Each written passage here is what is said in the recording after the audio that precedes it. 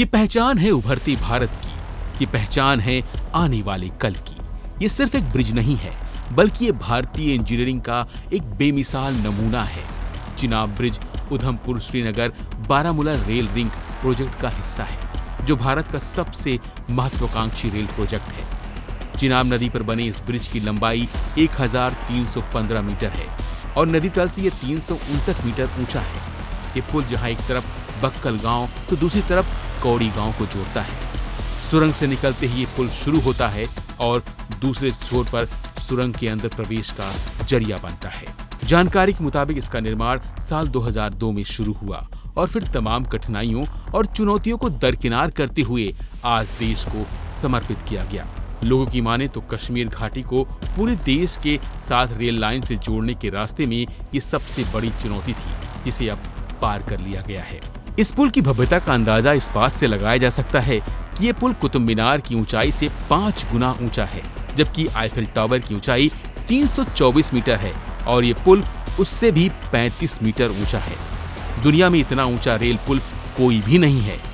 इस पुल की दोनों छोर से लंबाई 1315 मीटर यानी 1.25 किलोमीटर से भी ज्यादा है, इसलिए इसे स्टील आर्च ब्रिज के तौर पर तैयार किया गया है। इसके साथ ही इस पुल की खासियत की बात करें तो ये केबल आधारित पुल 473 मीटर लंबा है। पुल 193 मीटर ऊंचा पायलन यानी मुख्य खंभे पर टिका है, जिसके सहारे पुल दोनों ओर स्टील की केबलों पर टिका हुआ है। स्टील की ये 96 केबलें 82 मीटर से लेकर 295 मीटर तक लंबी हैं। ये पुल नदी तल से 331 मीटर ऊंचा है। पुल को इस तरह से तैयार किया गया है कि इस पर ट्रेन 100 किलोमीटर प्रति घंटे की रफ्तार से दौड़ सकती है। ये पुल 213 किलोमीटर प्रति घंटे की रफ्तार से चलने वाली हवाओं को भी सह सकता है। इसके साथ ही 8 तक की तीव्रता के भूकंप को भी झेल सकता है। चिनाब ब्रिज को तैयार करने में एक खास केबल क्रेन सिस्टम का इस्तेमाल हुआ है, जो भारतीय रेलवे में पहली बार उपयोग किया गया। यह ब्रिज 266 किलोमीटर प्रति घंटे की रफ्तार से चलने वाली हवाओं और भूकंप जैसी प्राकृतिक चुनौतियों का सामना करने के लिए डिजाइन किया गया है, जो इंजीनियरिंग का एक बेमिसाल नमूना है और उभरते भारत की तकनीकी ताकत को दिखाता है।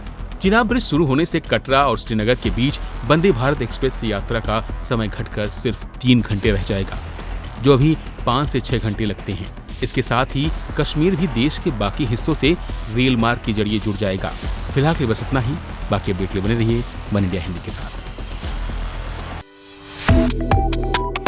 Subscribe to One India and never miss an update.